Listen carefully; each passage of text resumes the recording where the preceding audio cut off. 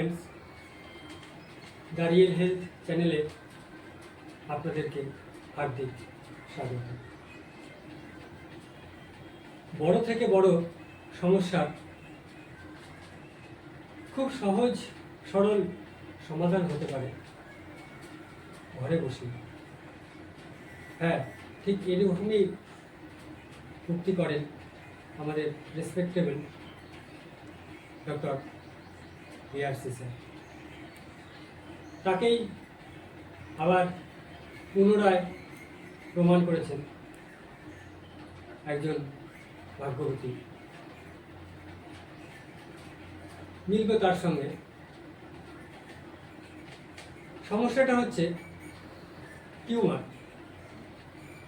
যেটা নিয়ে আমরা খুবই চিন্তিত থাকি। এখানে ওখানে বিভিন্ন রকম ডাক্তারের পরামর্শ নিতে থাকি, যার পরিণতি একটাই হয়, সার্জারি। কিন্তু এখানে সার্জারি কখনো টিউমারের শেষ হতে পারে না। কারণ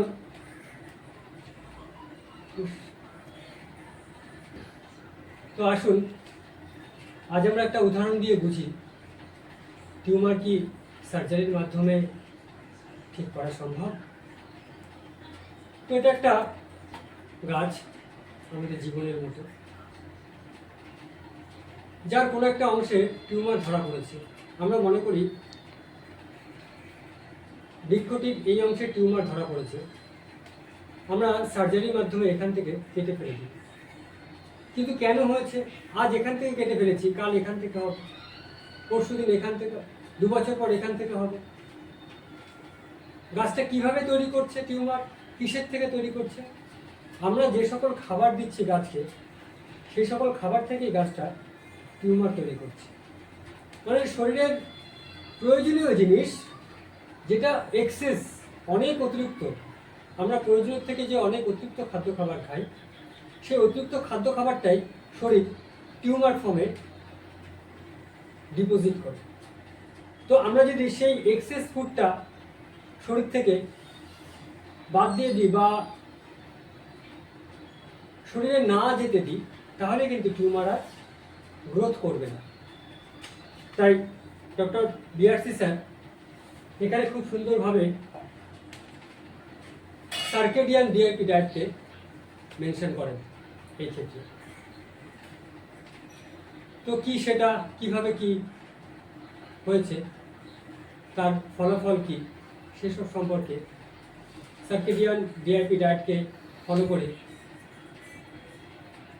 কতটা ফল আমরা পেয়েছি পেশেন্টের মাধ্যমে, সেটা নিয়ে আলোচনা করা যাক। আমার মধ্যে উপস্থিত আছে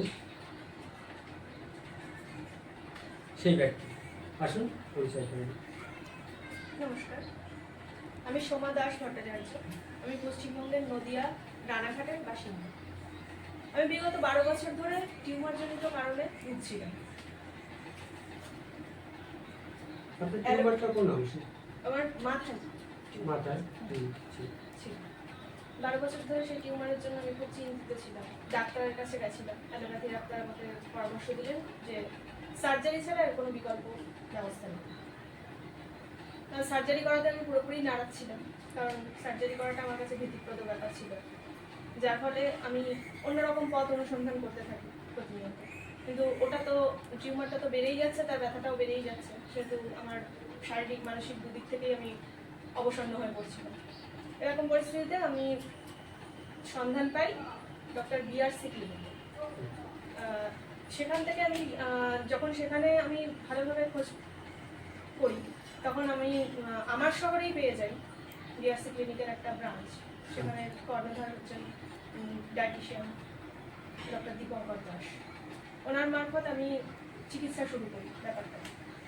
তখন উনি যেসব প্রোটোকলগুলো আমাকে ফলো করতে বলেন, যেমন ডিআইপি ডায়েট, যেমন 0 volt therapy, spring water, live water, তারপরে সানলাইট থেরাপি, এগুলো আমি প্রতিনিয়ত করতে থাকি। আর একটা টাইম মেনটেন করে যে ফুড নেওয়া, যেটা আমাদের মধ্যে সাধারণত থাকে না।